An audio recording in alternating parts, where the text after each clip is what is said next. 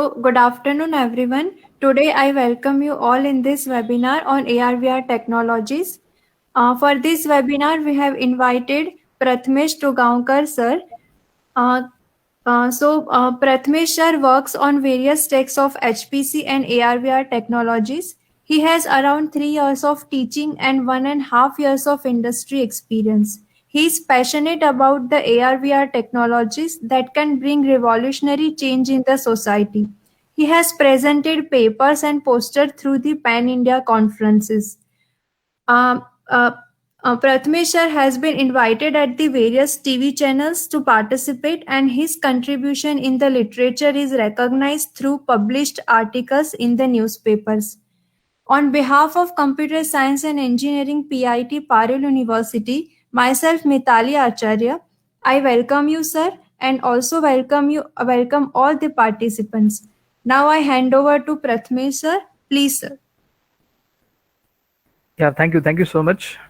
So let's start with AR/VR technologies. So as we have advancing in the technology stacks, we have come to the point where virtual reality is actually becoming the reality. Wherein what it means is you can see here clouds, word clouds, wherein two particular terms like HPC and virtual reality. So these two terms are highlighted. The reason being that is this is the next level of technology wherein it will provide us an immersive experience through the advanced hardware, advanced software experiences, or we can say user experiences. So why HPC is also related to virtual reality is because we require a large number of computations to handle the data, to handle the graphics of the reality that we really want to make it immersive for the end users. So we can see in this word cloud, HPC is one of the terms, then virtual reality, then vision, then technology, then of course entertainment, sensors. And when it comes to the HPC, we see the terms like algorithms, parallel computing, optimizations. So these two technologies go hand in hand because of the immersive experience they want to provide in future. So let's get started with some of the terms.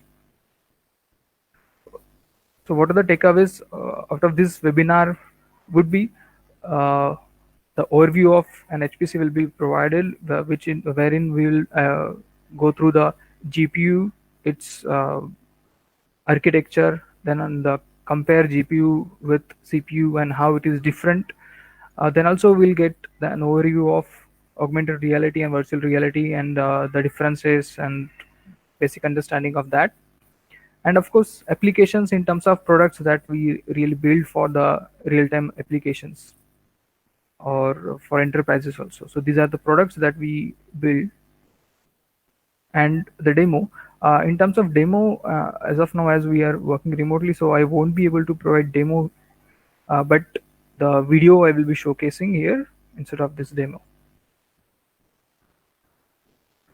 So this general timeline, like when we launched this, the product Ajna Light Plus, and how they are different. So slowly we will get started with the terminologies which are used here, like 3DoF, 6DoF, and the initial version of Ajna Light, and then the progressive uh, advancement in the same technology.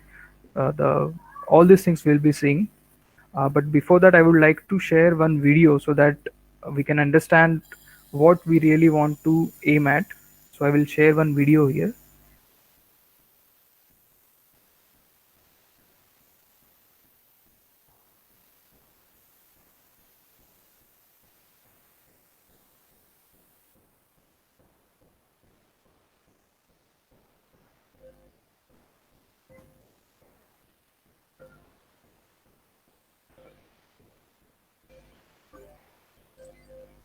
So here you can see the size of headset. in the initial versions. Chandrayaan 2 is India's second lunar exploration mission. The mission is planned to use GSLV Mk3 to launch an orbiter, lander, and a rover to the orbit and the southern pole of the moon, respectively, taking up fuel. So this way we can use augmented reality in teaching different subjects. So here we are focusing on geography. Efficient path utilizing the moon's gravitational pull. So let us explore more about the journey and the objectives of Chandrayaan 2.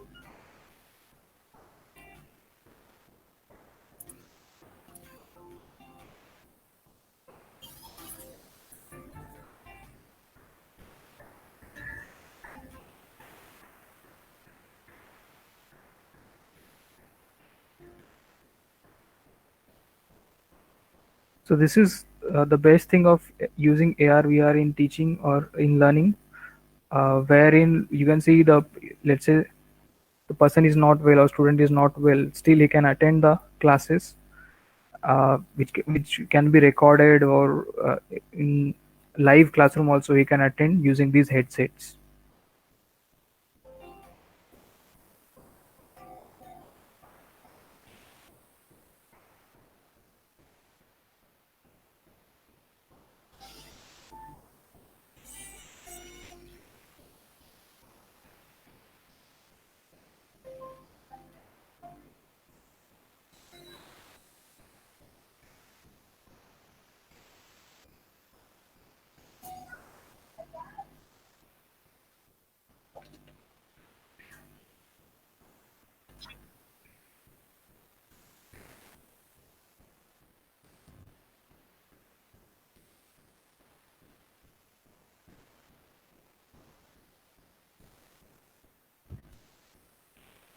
You can now see how it is being used in medical sciences.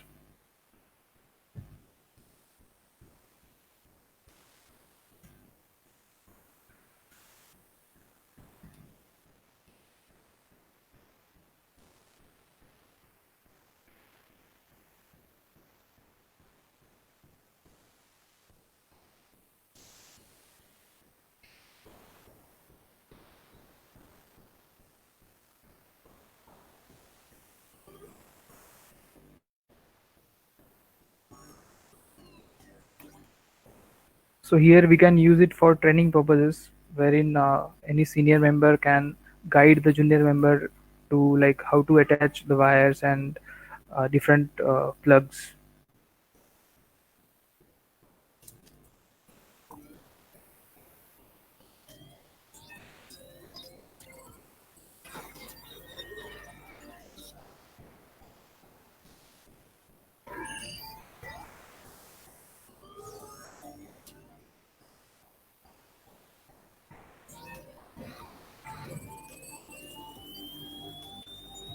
Hello? Sir? Hello? Yes. Sir, your screen sharing is stopped, I guess. We can't see anything on screen. Oh, okay.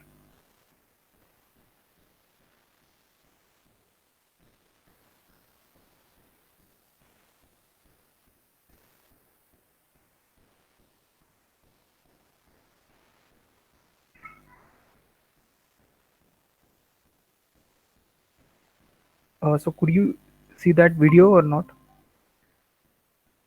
Sir, half of the video I could able to see, but Okay, then... okay, okay, fine, fine. So that video contains like how we can use AR, VR glasses or headset in education, in for the training purposes, in for research also.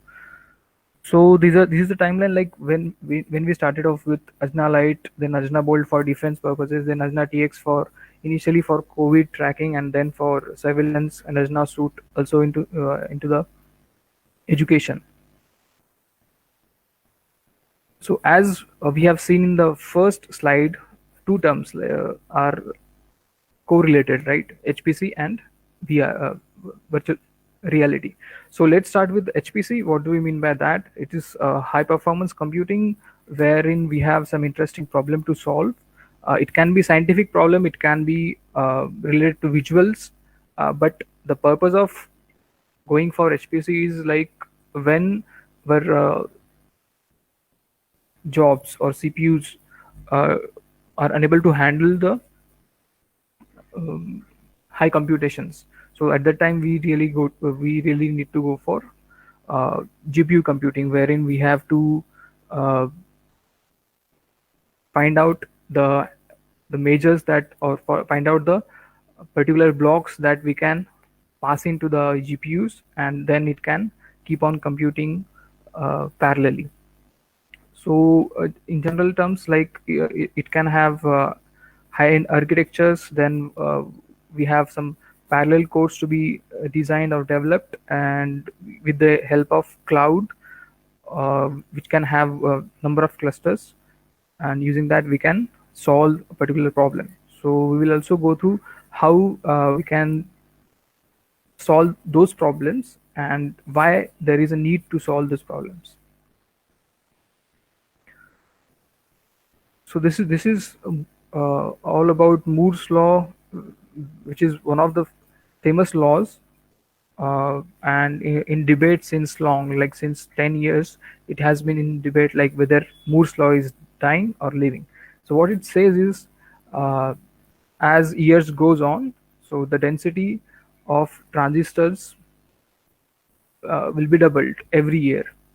So the in current point of time, what has happened is, uh, it is this law is particularly slowing down. It is not dying as such, but it is slowing down because the size of transistors to be fitted on the chip, uh, there is limitation for that. So this law is particularly slowing down, but yes, it is one of the important laws when we talk about HPC. These are the basic terminologies in terms of HPC, wherein we have to talk about. We should have some knowledge about threads, cores. What do you mean by cores? What do you mean by speed up? So that we can actually speed up the process of computation and get the end result. So we will come to this point later, but first, uh, understand what do you mean by CPU and GPU and how they are different from each other. So it's typically what we write in exam, right? So CPU stands for central processing unit and GPU stands for graphics processing unit. But the majorly differences, they are in when we have large number of similar computations. So uh, suppose we have an image, so it will have some pixels or matrices to be computed to find end result. So in those cases, we go for GPUs because they are easier to handle in terms of computation, because they will be having more and more number of cores which are weak cores. So these cores are not, as far as GPUs are concerned, the cores are not that powerful, but yes, they have number of, like, plenty of cores uh, in GPUs. When it comes to the CPU, the number of cores are less, but they are powerful. So CPU, therefore, it is preferred for serial processing. But nowadays, we can even go for parallel processing on CPU. Uh, but yes, for as far as GPUs are concerned, so parallel processing is mostly done on GPUs.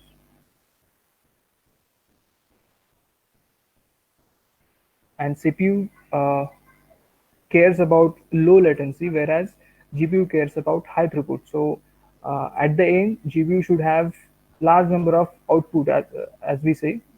And when it comes to the CPU point of view, it will have low latency. So immediate results we can get from CPU, wherein GPU focuses on high throughput.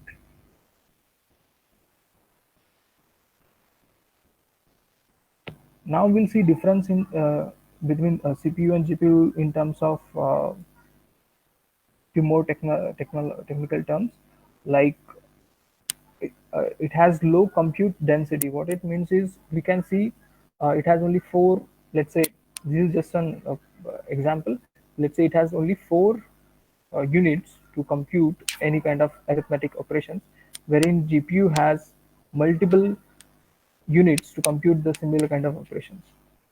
So that's why GPU is high compute uh, density architecture, whereas CPU is low compute density architecture. As of now, you might see like why I'm talking about GPU and CPU, because when it comes to the AR and VR technologies, these are the uh, primary terms like where we have to deal with, so that we can provide an immersive experience to the end users.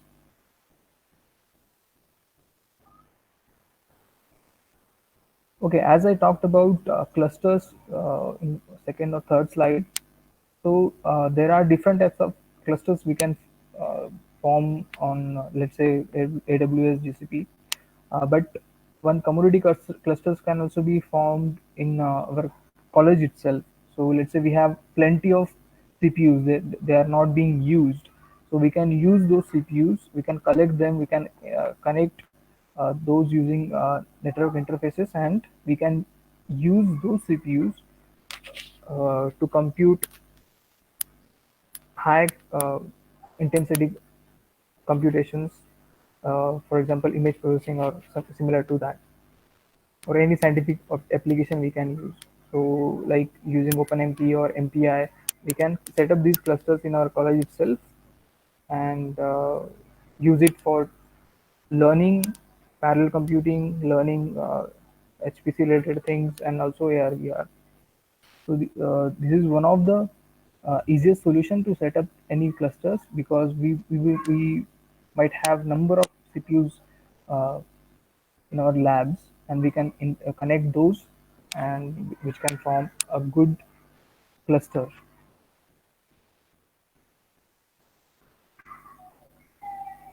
As far as heterogeneous programming is concerned, so as uh, we have to deal with GPU most of the time, but a GPU is kind of slave device.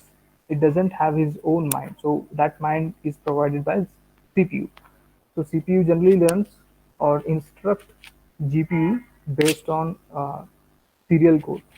So whenever we have any parallel block, so sorry, yeah, so this till this point of time, till this line, we have we are running code serially, and after that it gets divided based on whatever arguments that we are setting up for the kernel. So based on that, the code will get distributed among the cores of GPU, and according to that, it will keep on computing, and again it will gather the result at this point of time, and then uh, execute in serial, and then again based on the kernels. So as we see, kernel might be a new term in terms of heterogeneous programming, because most of the time the we use function or methods in let's say Java or in C++, but for CUDA programming we use kernel. So the similar terminology, uh, in CUDA we call it as kernel, and in other languages we call it as method or functions. It also takes different arguments to compute and to get the end result. So mostly mathematical part gets involved in this. So this is GPU thread structure, and let's say we have this device. Device is nothing but a GPU, and host is nothing but a CPU. So device will have it will contain some number of grids based on the architectures, different architectures, and those architectures, I mean those grids will have blocks. Blocks will contain threads. So based on number of threads, number of blocks, number of grids, the different computations will be done on the GPUs. So this is the programmer's view, wherein we can see the shared memory registers being allotted separately for block or as per the block, whereas global memory, constant memory, or text memory is shared among all the blocks. Okay, so now we are proceeding towards uh, AR and VR. So, what are the different tools that we can use to get good at augmented reality or virtual reality? So, of course, computer vision is an essential library to perform different tasks. So, let's say we will be having autonomous cars. So, at that time, also, we have to use OpenCV to uh, properly judge or properly understand the environment in which we are driving. Then when it comes to deep learning, we will require that for, let's say, generating any kind of faces, similar faces. So we will need that particular thing in AR VR. So when it comes to the AI, again, we will require deep learning to predict the future events that are going to be happen. So all these things we can do using deep learning, and it's also required in AR VR. Of course, Unity is an essential part, and without, I would say, without Unity, it is a bit difficult to uh, master in AR VR. So Unity is also the one of the important tools to be used for developing any application.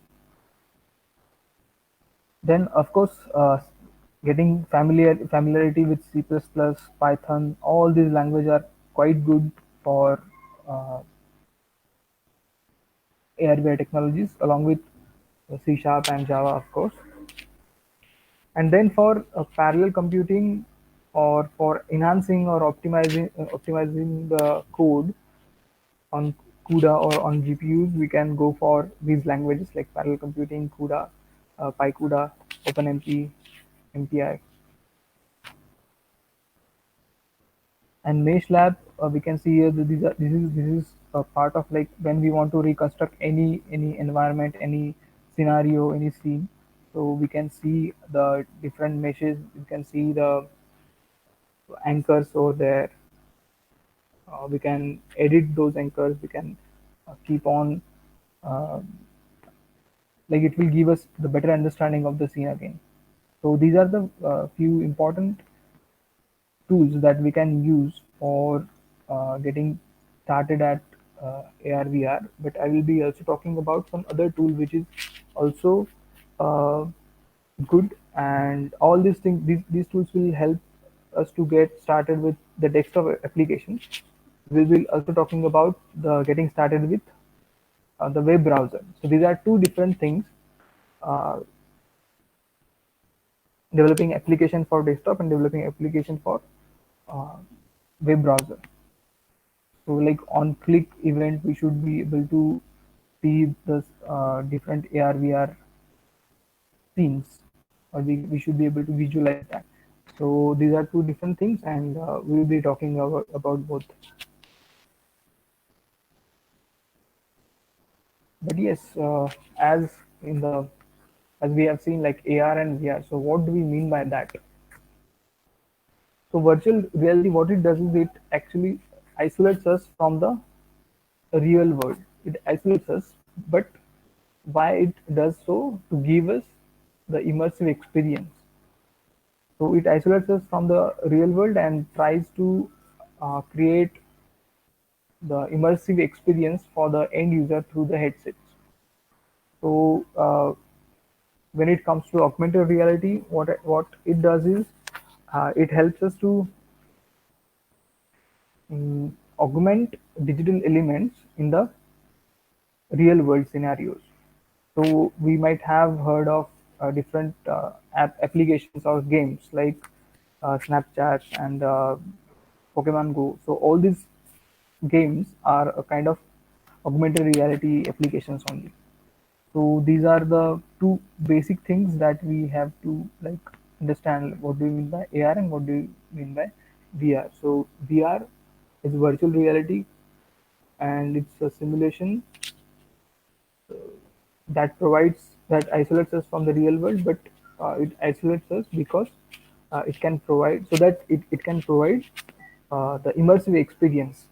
So, like, video games, 3D movies, so all these things we can even see in the the headset, whereas AR can be even viewed on the mobile itself. So in smartphones, we can uh, see the application of AR and VR. Sorry, AR particularly.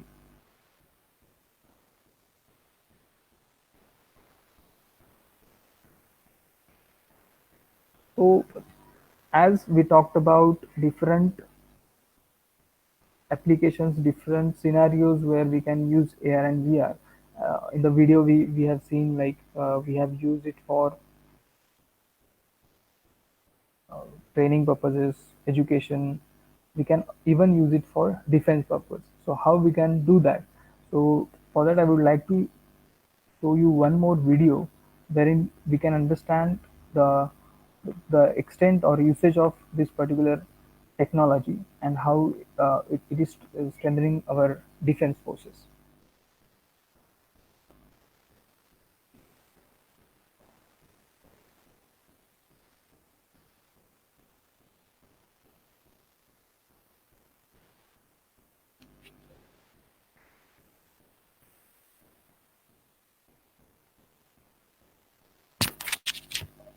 Is the video visible? No, sir, it's not visible. Okay. Stand for my signal, Delta 1.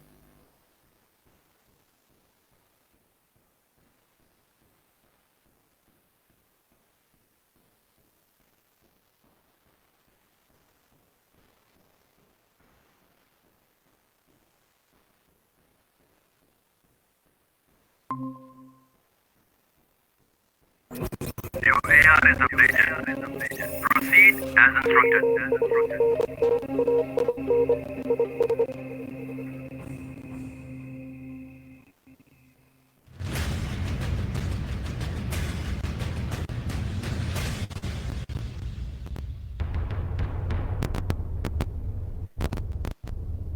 This is command.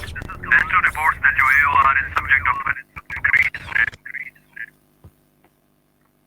So here we can see it uses different cameras, different lenses to understand the scenario. So long range thermal images synchronize with this particular device. So Delta. Possible IEDs. Keep a sharp eye. Over. so these are the lenses or glasses we can say.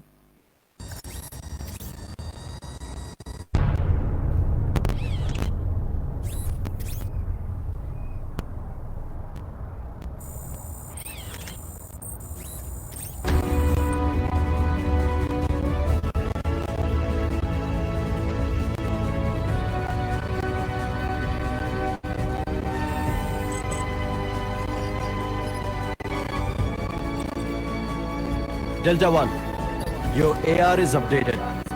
Proceed as instructed. Switch to AR.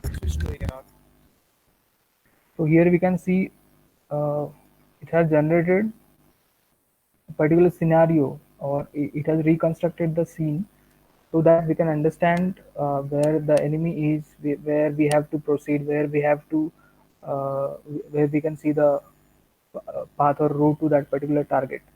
So this is quite helpful for tactical or strategic planning. Switch to AR.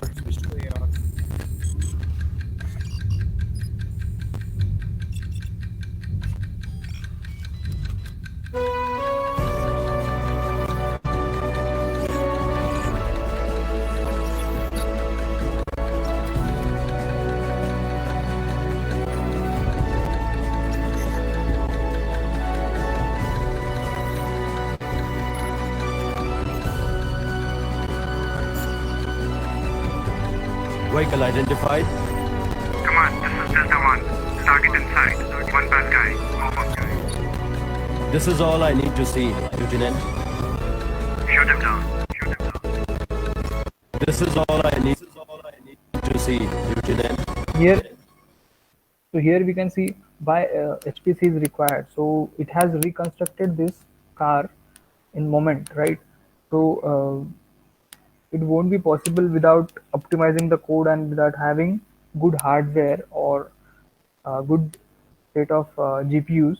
So that's why we we need to know the GPUs, we need to know the parallel computing to understand clearly or to have a good experience for the end user.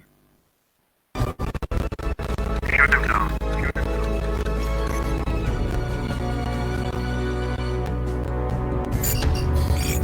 Command, this is Delta 1. Area secured.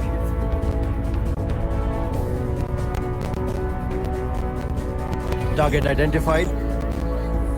Block all the signals. Proceed as instructed.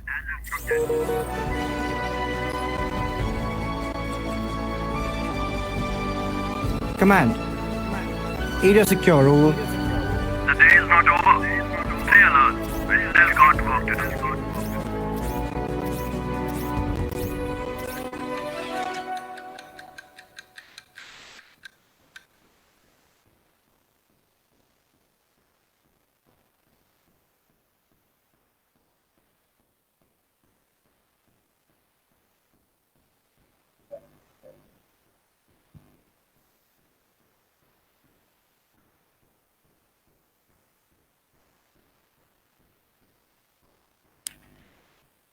Yeah, so as we have seen in that video wherein uh, there is lots of work to reconstruct the scenes, reconstruct the uh, various images, various objects.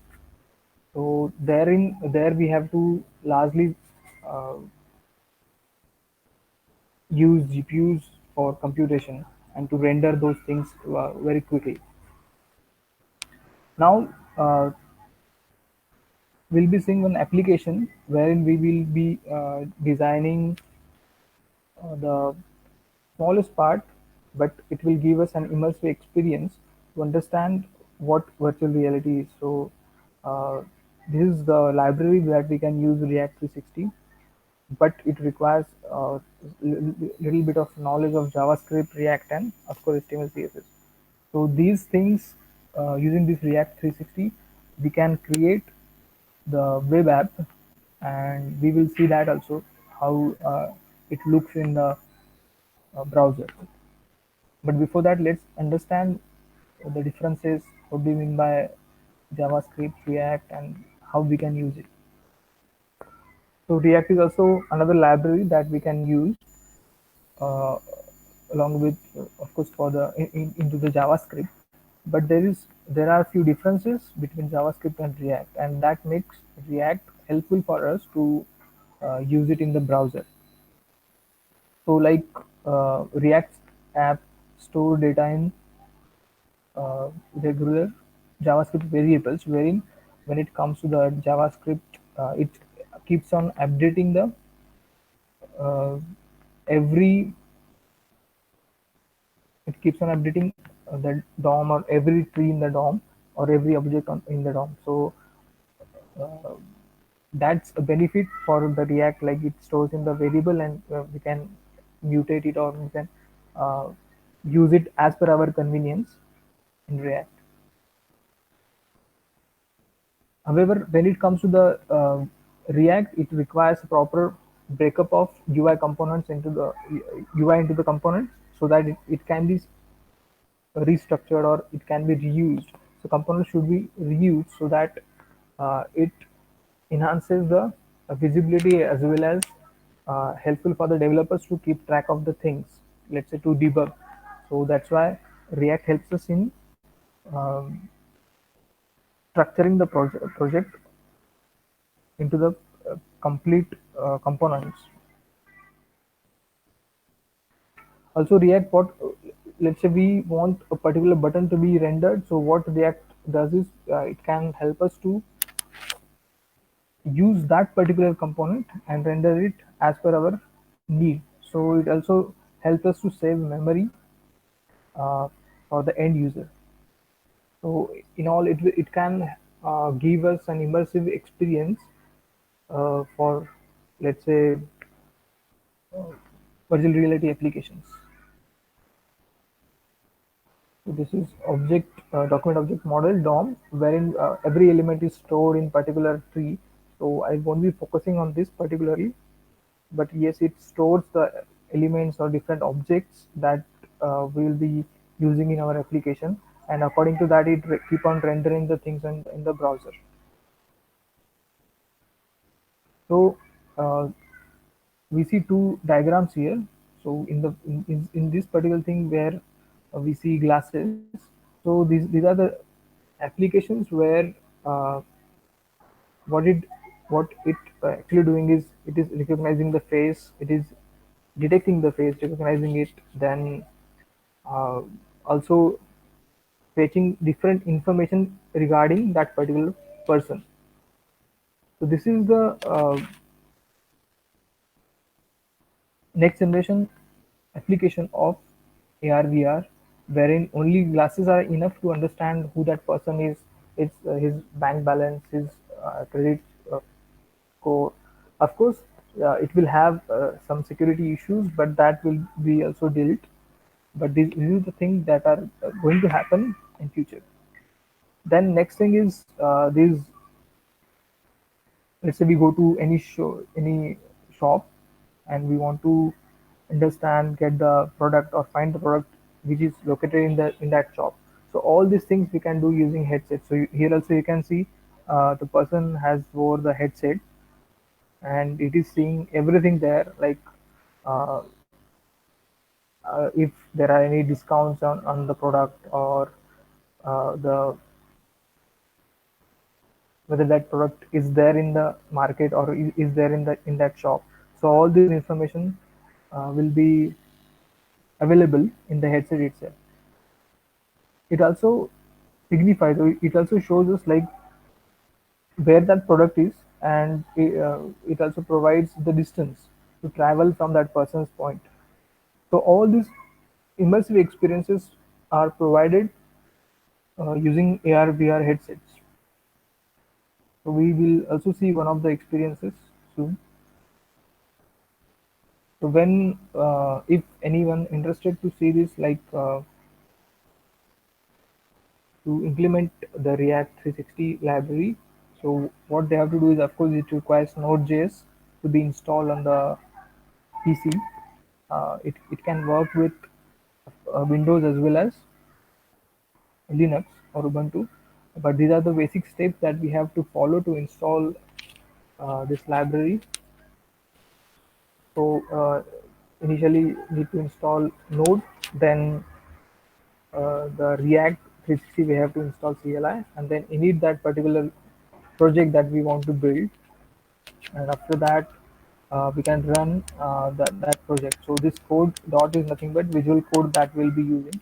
So using that code editor, we can keep on updating the or editing the files that are being generated after running this command. So init this webinar, and then we can start with using this command npm run start, and for production we have to go for npm run build a bundle, sorry, and then only we can see the end product. So it will be automatically uh, of course using different build environments, or like Surge or servers, we will be deploying that on the live server.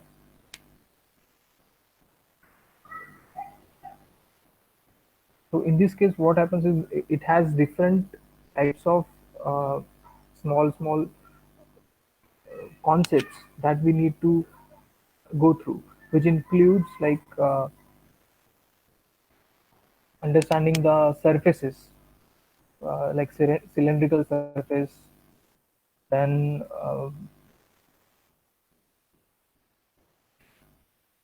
we'll show you one example.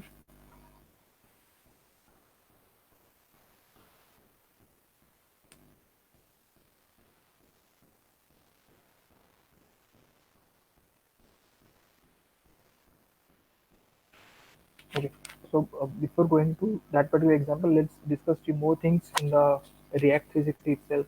So let's say we want to develop an application for uh, teaching purposes, wherein we will be having different slides, and we want those slides to be displayed in the headset itself or in the glasses itself. which will give us an immersive experience. So that we can also do, but for that we require headset, right? So without using headset, what we can do is we can view that in our mobile phones itself. So that's the basic thing, or the basic purpose of using this library. So in mobile phones, we can have that experience without even having headsets or glasses. So any project wherein when we go for this React 360, so any project will be structured something like this, like index.js, client.js, and index.html. So these are the files will be automatically being generated when you when we run this command in this webinar. So when we run this command, it will create this folder, and it will be having those all files. So among those files, these three are quite important files wherein we have to keep on editing and adding components, let's say for buttons, for displaying images, for displaying any logic. So for all those things, we have to create different components and use these files to edit for those purposes. Let's say index.js, client.js, and index.html. So HTML will have the rendering related things, but they are into the HTML. But when it comes to the logic, we have to keep on looking at the index.js file and build those things, and then only, like any kind of logic we want to build. Let's say we have to change the button or the color of button, let's say on click. So all these logics can be built in index.js, and client.js just picks those things and render it for us in the browser. So this is general structure of the project. And sometimes what happens is in Windows we might come across this error in the Metro.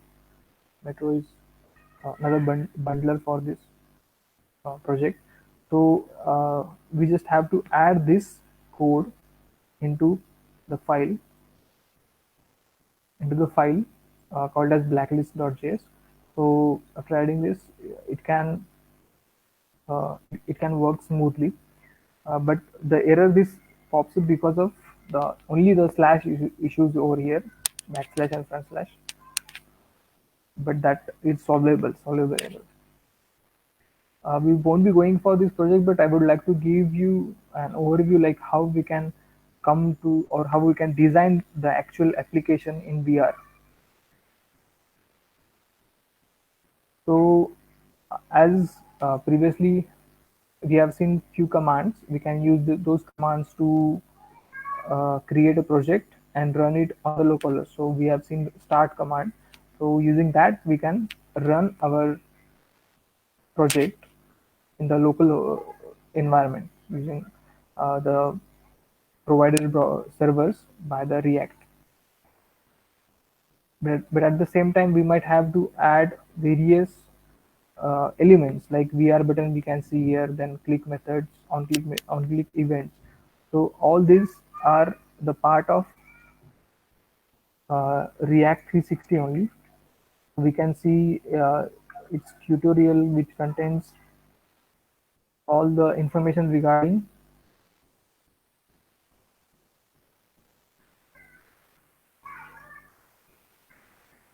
I will just share a screen.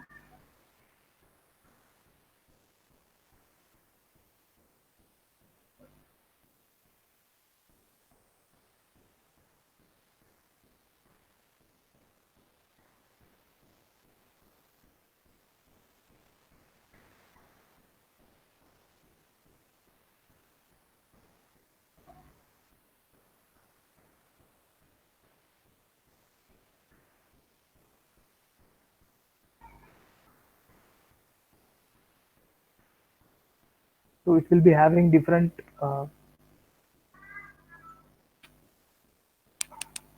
blocks, different squares, cylinders that we need to display on the browser. So we will see that soon.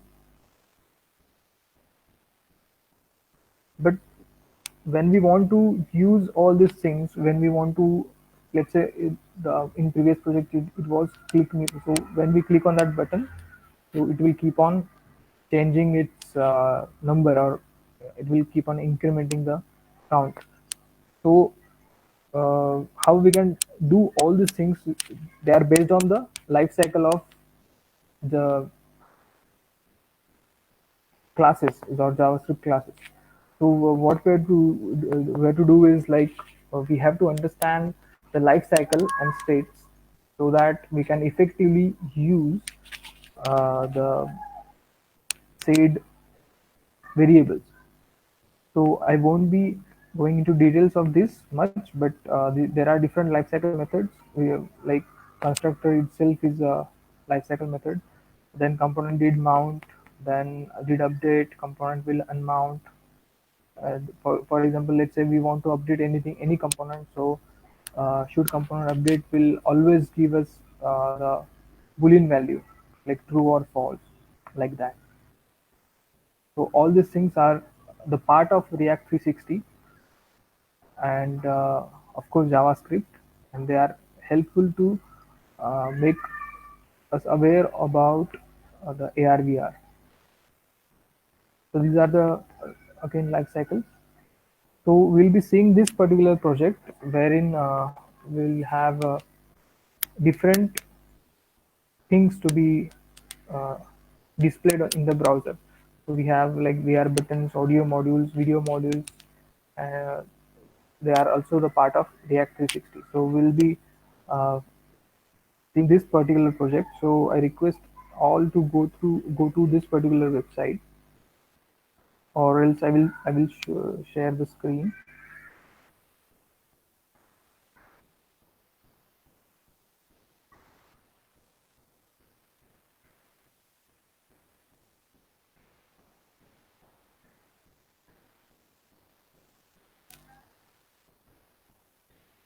So I request everyone to try this website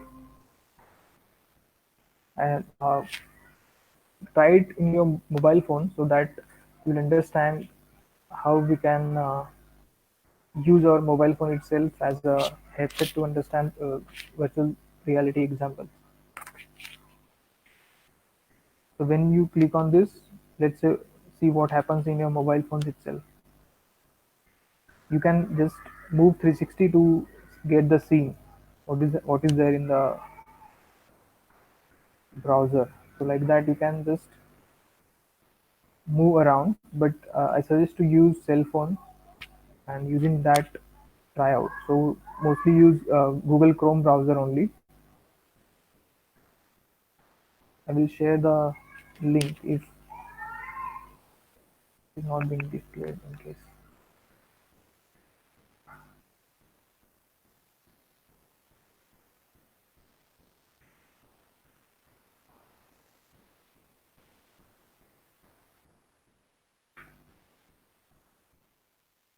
Using this link, we can experience the 360 scene that uh, there in the browser itself, like this. And suppose you want to see the slides or any, like you want to understand like what is happening, or video is there, so even that also we can see. So we can see that in VR itself. So like this video is still playing, and we can even look around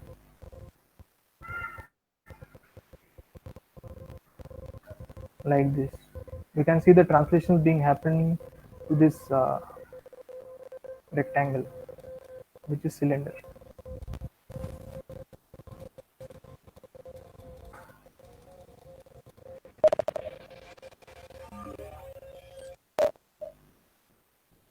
And these are the slides, like we can change, we can see the background has also been changed.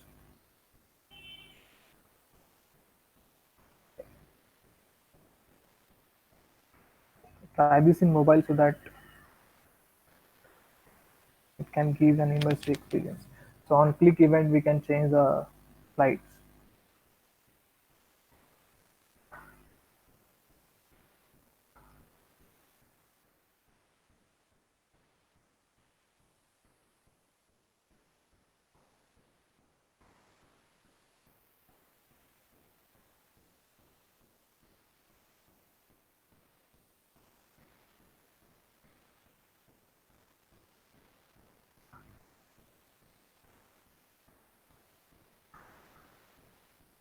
In case if everyone has seen this, so you can even proceed with some other things.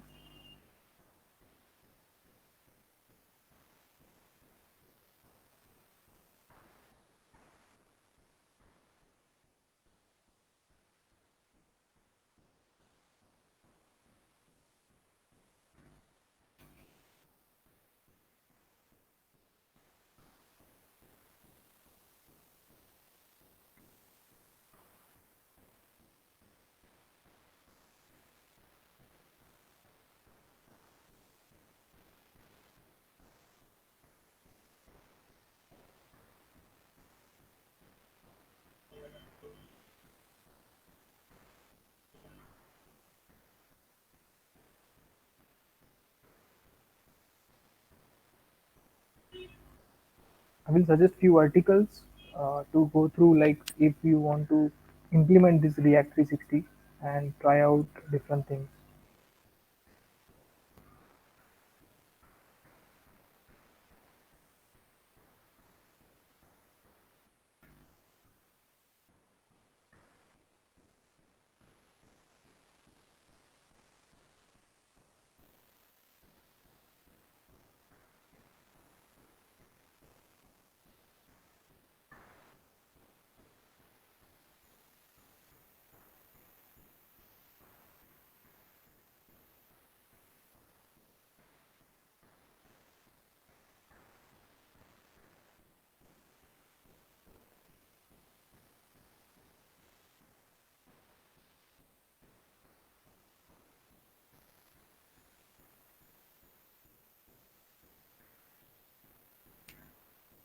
I hope everyone has seen that website wherein we can experience the virtual reality and we can use this technology in our classes, classrooms itself, which can also fascinate our students to learn more about this technology as well as the subject.